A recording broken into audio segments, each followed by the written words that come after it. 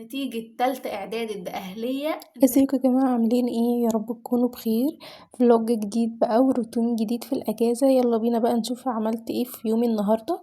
أول حاجة بدأت يومي بصلاة الفجر، كانت الساعة حوالي 4 وشوية، كانت داخلة على أهلا 5 يعني. بكم مرة تانية، لأن الساعة دلوقتي 11:10 وأنا صاحية من النوم كده من نص ساعة، ولكن ما عملتش أي حاجة في الروتين بتاعي، ولا جهزت أي حاجة ليومي، ولا رتبت يومي، ولا عملت أي حاجة. يعني كأني لسه صاحية حاليا.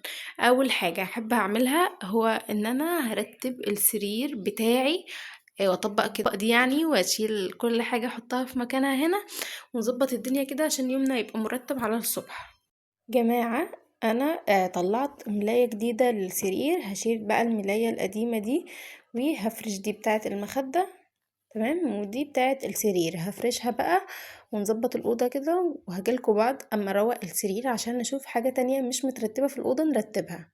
الملاية بقى كده يا جماعة، بس لسه ما حطيتش المخدة يعني، وفتحت الشباك، حتى هتلاقوا النور جاي من هنا لأن الشباك الناحية دي. تمام، فرشت الملاية بقى كده وظبطتها. هحط بقى ايه المخدة بتاعت السرير. من فوائد ان انتوا تجيبوا حاجة وتعنوها لتاني يوم، انا امبارح كنت جايبة ايه لبان، وانت دي لتاني يوم على النهاردة. بجد اجمل مفاجأة. بصوا، حاجات بسيطة بس بتفرحني والله العظيم يا جماعة. عملت السرير كامل يا جماعة، رتبته كله اهو. طبعا المخدة العبيطة دي نحطها هنا، بحبهاش خلي بالكم يا جماعة، بس مريحة جدا جدا جدا والله العظيم، مريحة قوي. حاجة طبعا بعد ما رتبت السرير كله كده زي ما انا وريتهولكوا، اخر حاجة وريتهولكوا السرير. فطرت بقى وعملت حاجات كتير جدا. هرتب الجزء ده بقى يا جماعة اللي كل مرة بنرتبه سوا. ده كوتش العيد يا جماعة اللي انا كنت وريتهولكوا. ادوا النور عشان تشوفوا كويس. بصوا يا جماعة، الكوتش ده كان اتوسخ واتبهدل جدا جدا، وقع عليه قهوة، كنت بشرب قهوة وقع عليه قهوة، وقعت على هدومي. تمام، القهوة بهدلت الدنيا وكان مبقع جدا. خدته بقى يا جماعة غسلته حتة غسلة، بصوا خلته نضيف. هعينه بقى علشان ما يتوسخش. انا خارجه مشوار مجرد 5 دقايق وهرجع. تمام، بس لازما ايه نتشيك. ليه نتشيك؟ علشان احنا ما بنخرجش في الاجازه، فاحنا لازما نلبس بقى ونتشيك كده. هتقولي رايحه فين؟ والله العظيم يا جماعه مشوار مش هياخد مني بالكتير قوي بالكتير قوي ربع ساعه، بس لازما نتشيك برضو، احنا ما بنخرجش. فايه هنسيب اللبس مركون في الدولاب؟ نيفر يا جماعه، نيفر نيفر نيفر. فاحنا لازما نلبسه ونتشيك كده. نتيجة تالتة إعدادي الدقهلية نزلت. واللي ما يعرفش، أنا أختي في تالتة إعدادي وإحنا في محافظة الدقهلية، يعني النتيجة نزلت. ولكن دخلنا على موقع الوزارة، قالوا ان ترقبوا بقى النتيجة ومش عارفة ايه، بس هما نزلوا الأوائل بتاع محافظة الدقهلية كلها. تمام، وألف مبروك يا جماعة ليكم مقدما، وألف مبروك برضو لأختي. إن شاء الله كلكم هتنجحوا وتجيبوا المجموع اللي انتوا نفسكم فيه.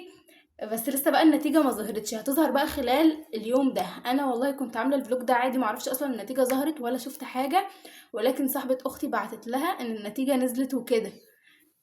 وطبعا يا جماعة اختي كانت متوترة من النتيجة جدا، بصوا متوترة جدا ما اقولكوش، حتى هي فتحت لعبة ملكة الموضة وعمالة بتلعب اهي. وبتقول لكم بقى ايه رأيكم في الدرس بتاعها بتاع العروسة. انا مش عارفة دي، انا اصلا مش عارفة، اللعبة باردة جدا يا جماعة بجد. بس بتقول لكم يعني ايه رايكم في الدرس ومش عارفه ايه، وبتقول لكم كمان هي عندها اكتر من 500 درس في اللعبه. متوتره جدا يا جماعه، انا اصلا متوتره اكتر منها. بس انا مش خايفه من النتيجه، انا خايفه من التنسيق، لان التنسيق بتاع الدقهليه كان على السنه بتاعتي كان عالي جدا. ماشي بقى، بس ربنا يستر بقى ونشوف النتيجه ونشوف هيحصل ايه النهارده يعني، وهقول لكم. بس مش هقول لكم النتيجه، مش عارفه الصراحه اقول لكم ولا مش هقول لكم. الكوش يا جماعه تقريبا من العصر كده، لان النتيجه بتاعه تالتة اعدادي طلعت والحمد لله اختي نجحت يا جماعه. بقى ما تنسوش تباركوا لها في التعليقات، قولوا لها الف مبروك. ولكن هي متضايقه شويه من النتيجه، ولكن انا شايفه ان النتيجه حلوه والف مبروك ليها، وان شاء الله تعوض في اللي جاي ايا كان بقى المجال اللي هي تخشه بعد كده. جبت بقى يا جماعه حاجات حلوه علشان اختي تاكل معايا ونلعب بقى اللعبة يا جماعة اللي هي بتاع حجر ورقة مقص دي، وبناكل وبعدين بنجري ومش عارفة ايه. فجبناهم بقى، جبنا الحاجات دي وهناكلهم بقى ونقول لكم ده طعمه عامل ايه، علشان انا اول مرة اجربه. الشيبس ده وحش جدا، محدش يشتريه، طعمه والله العظيم طعمه معفن يا جماعة بجد، محدش يشتريه. بصوا مفهوش بقى توابل ولا ملح، بصوا بجد طعمه معفن، محدش يشتريه. اما بقى ده يا جماعه بصوا هو ملهوش طعم غير ان هو حراق قوي قوي قوي. يا جماعه انا مش بحب الشطه القويه، هو انا بحب الشطه ولكن مش القويه قوي دي، بس هو حراق وبجد ما فيهوش توابل يا كتير. جماعه النتيجه ظهرت وكل حاجه ظهرت، علشان كنت قايله لكم في الفيديو انا مش عارفه هي النتيجه ظهرت ولا لا، وكمان ما كنتش جبتها لسه. ايا كان نتيجتك او نتيجتك ايه فخلاص، يعني دي حاجه حصلت خلاص ما تقدرش ان انت تصلح فيها، والجدعانه بقى في اللي جاي ان شاء الله يا جماعه. والف مبروك لكل حد نجح في الشهاده الاعداديه، وعقبال كمان الثانوي، وعقبال كل حاجه تخشوها او اي مجال ان انتوا هتخشوه تنجحوا فيه باذن الله. ما كنتش مخططه ان الفلوج يكون كده، تمام. ما تنسوش بقى تكتبوا لاختي في التعليقات الف مبروك، عشان هي نجحت يا جماعه في ثالثه اعدادي. بس ايا كان نتيجتك ايه ارضى بيها خلاص، اللي حصل حصل، وما تزعلوش لو انتوا نتيجتكم مش عاجباكوا.